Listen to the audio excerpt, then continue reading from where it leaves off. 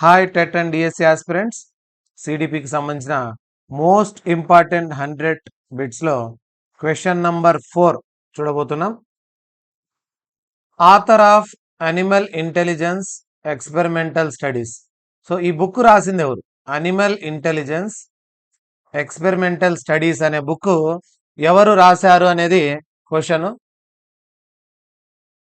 దీంట్లో ఆప్షన్స్ ఏమి ఇచ్చాడంటే Guilford, Pavlov, Thorndike and Herbert. So వీళ్ళందరి గురించి ఒకసారి చూద్దాం ఎవరెవరు ఏం చెప్పారనేది. ఆల్రెడీ గిల్ఫర్డ్ గురించి మనం చూసాం.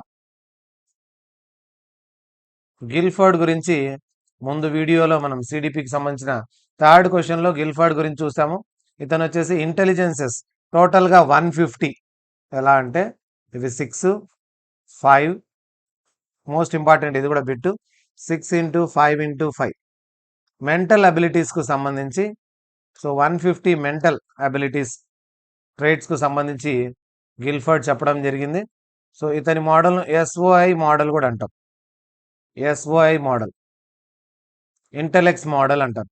ఇంటెలెక్చువల్ అబిలిటీస్కు సంబంధించి టోటల్ 150 ఇంటెలెక్చువల్ అబిలిటీస్ మెంటల్ అబిలిటీసే మనకు దేంట్లో అయినా సక్సెస్ సాధించేదని చెప్పడం జరిగింది. ఇది ముందు వీడియోలో మనం చూడడం జరిగింది. సో గిల్ఫర్డ్ అయితే కాదు. గిల్ఫర్డ్ అంతా ఇంటెలెక్చువల్ అబిలిటీస్ గురించి చెప్పడం జరిగింది. దాని తర్వాత పావ్లోవ్ చూసామంటే ఇవాన్ పావ్లోవ్ దీనికి సంబంధించింది కాదు. ఈయన కండిషనల్ రిఫ్లెక్సెస్, క్లాసికల్ కండిషనింగ్ దీనిపైన ఎక్స్పెరిమెంట్ చేయడం జరిగింది. ఒక కుక్క పైన ఎక్స్పెరిమెంట్ చేశాడు. కండిషనల్ స్టిమ్యులస్ రెస్పాన్స్ అంటే ఒక కుక్కకు వచ్చేసి ఫుడ్ పెడుతూ ఉన్నారు. ఫుడ్ పెట్టేటప్పుడు ఏం చేస్తుందంటే అది లాలాజలం, సలైవాను కారుస్తుంది. ఒక కుక్కకు ఫుడ్ పెట్టినప్పుడు అది సలైవా కారుస్తూ తింటుంది. ఇది వచ్చేసి బిఫోర్ కండిషనింగ్. తర్వాత ఏం చేశారంటే ఉత్త బెల్లు కొట్టాడు. ఫుడ్ పెట్టినప్పుడు సలైవా వచ్చింది, ఓన్లీ బెల్లు కొట్టినప్పుడు ఏమి రెస్పాన్స్ లేదు కుక్కది. అంటే ఫుడ్ ఏం పెట్టలేదు, ఓన్లీ బెల్ కొట్టాడు. ఇప్పుడు ఏం చేశారంటే దీన్ని కండిషనింగ్ చేశారు. ఎలాగంటే బెల్ కొట్టి ఫుడ్ పెట్టాడు, బెల్ కొట్టి ఫుడ్ తెచ్చి పెట్టాడు అనమాట. అప్పుడు ఏం చేసింది కుక్క? సలైవాను కార్చింది, లాలాజలాన్ని.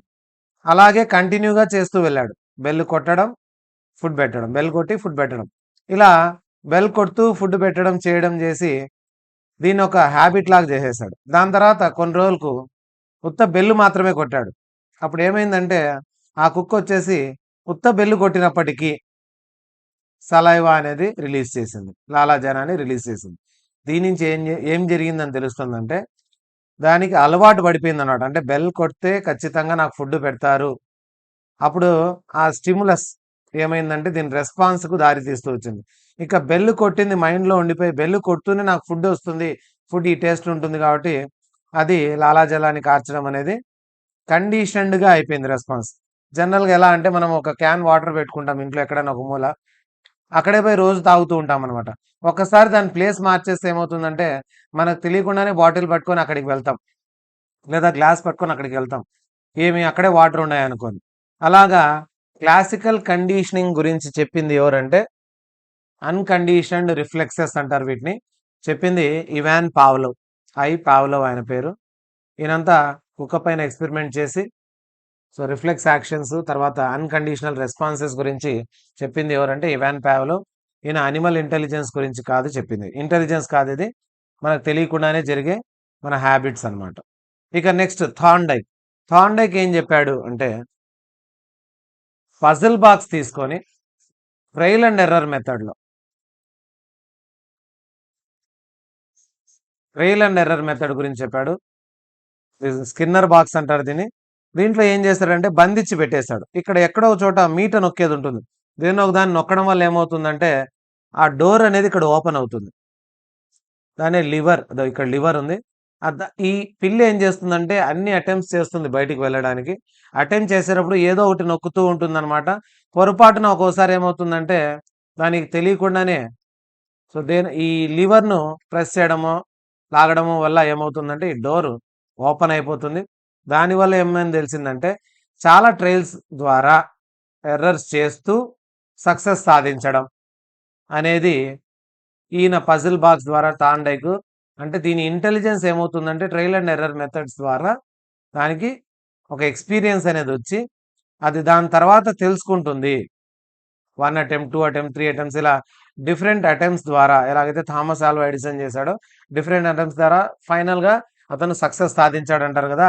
ఇలాగే ఈ రెస్పాన్సెస్ అన్ని కూడా మనం చూసినట్లయితే చాలా the response is the door being opened. Door open కావడానికి రకరకాల ప్రయత్నాలు చేస్తూ లాస్ట్కు సక్సెస్ సాధిస్తుంది. కాబట్టి అనిమల్ ఇంటెలిజెన్స్ గురించి రకరకాల ఎక్స్పెరిమెంట్ చేసి కనుక్కునింది ఎవరంటే ఎడ్వర్డ్ ఎల్ థార్న్డైక్.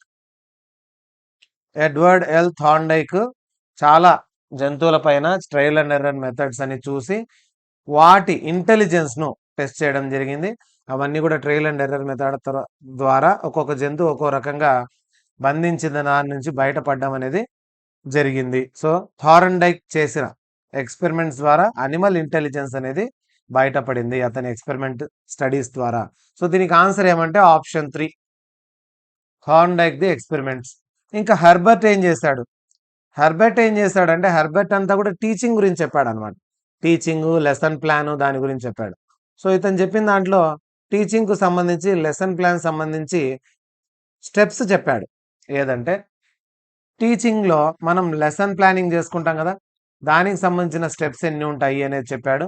తర్వాత మోడల్ ఆఫ్ టీచింగ్లో ఎన్ని స్టెప్స్ ఉన్నాయనేది చెప్పడం జరిగింది. ఏం టీచ్ చేస్తున్నాం, ఎలా టీచ్ చేస్తున్నాం, ఎవరికి టీచ్ చేస్తున్నాం, how will I know if the student understood, పిల్లలకు అర్థమైందా లేదా అనేది దృష్టిలో పెట్టుకొని ఈయన స్టెప్స్ అనేది తయారు చేయడం జరిగింది. ఏం చేశాడంటే ఇతని స్టెప్స్లో ఒక లెసన్ ప్లాన్ చేసుకుంటే అందులో ఏమేమి స్టెప్స్ ఉంటాయంటే ఫస్ట్ ఇంట్రొడక్షన్ ఉండాలి లేదా ప్రిపరేషన్ అంటాం దాన్ని. ఇంట్రొడక్షన్ తర్వాత మన ప్రెజెంటేషన్, అది వేరే వాటితో అసోసియేట్ చేయడం లేదా కంపేర్ చేయడం, దాన్ని జనరలైజ్ చేయడం, మొత్తాన్ని కలుపుకొని అంతా జనరలైజ్ చేసి జనరల్ ఫార్ములా లాగా క్రియేట్ చేసుకోవడం, దాన్ని బయట ఎక్కడన్నా అప్లై చేసుకోవడం, మళ్ళీ రీక్యాపిచులేట్ చేయడం. మళ్ళీ రీక్యాపిచులేషన్ అంటే ఓవరాల్గా జరిగిన దాని గురించి అంతా కూడా ప్రశ్నించడం, మళ్ళీ అర్థమైందో లేదో కనుక్కోవడం అనేది రీక్యాపిచులేషన్. ఇది లెసన్ ప్లానింగ్లో హెర్బర్టియన్ స్టెప్స్ అనమాట ఇది. అలాగే టీచింగ్లో స్టెప్స్ ఏమంటే ఇది ఒక్క స్టెప్ రాదనమాట. లెసన్ ప్లాన్లో రీక్యాపిచులేషన్ వస్తుంది, టీచింగ్లో 5 స్టెప్స్ వస్తాయి. ఏదంటే introduction or preparation, presentation, comparison or association, దాన్ని జనరలైజ్ చేయడం, అప్లై చేసుకోవడం. ఇది టీచింగ్లో ప్రాసెస్. ఇక లెసన్ ప్లానింగ్లో ఒకటి ఎక్స్ట్రా యాడ్ అవుతుంది, అదే రీక్యాపిచులేషన్. సో రీక్యాపిచులేషన్ కింద జనరల్గా ఏం చేస్తామంటే క్వశ్చన్స్ అడగడం, open ended, close ended questions అడగడం, లెవెల్ ఆఫ్ అండర్స్టాండింగ్ ను చెక్ చేయడానికి రీక్యాపిచులేషన్ చేసుకుంటాం. మన టీచింగ్ ఎలా జరిగింది, టీచింగ్ ఇది జరిగిన ప్రాసెస్, ఇది ఎలా జరిగిందో టెస్ట్ చేయడానికి రీక్యాపిచులేషన్ మనకు యూజ్ అవుతుంది. కాబట్టి లెసన్ ప్లానింగ్లో ఇది ఒక స్టెప్ ఎక్స్ట్రాగా వస్తుంది. సో ఇవన్నీ కూడా ఈ నలుగురికి సంబంధించిన డీటెయిల్స్. సో ఏది వచ్చినా కూడా నెక్స్ట్ టైంకు విల్ఫర్డ్కి సంబంధించింది వచ్చినా, పావ్లోవ్ సంబంధించి వచ్చినా, థార్న్డైక్ వచ్చినా అండ్ హెర్బర్ట్ ఏది వచ్చినా కూడా మీరు ఆన్సర్ చేసే విధంగా ఈ విధంగా ప్రిపేర్ అయితే మీకు ఈజీగా ఉంటుంది. నోట్స్ లాగా తయారు చేసి పెట్టుకోండి. తర్వాత మీకు టెట్కు బాగా పనికి వస్తుంది, మంచి స్కోర్ వచ్చే విధంగా ప్లానింగ్ కూడా చేసుకోవచ్చు. మరిన్ని వీడియోస్ కోసం మా ఛానల్ సబ్స్క్రైబ్ చేయండి, లైక్ చేసి షేర్ చేయండి.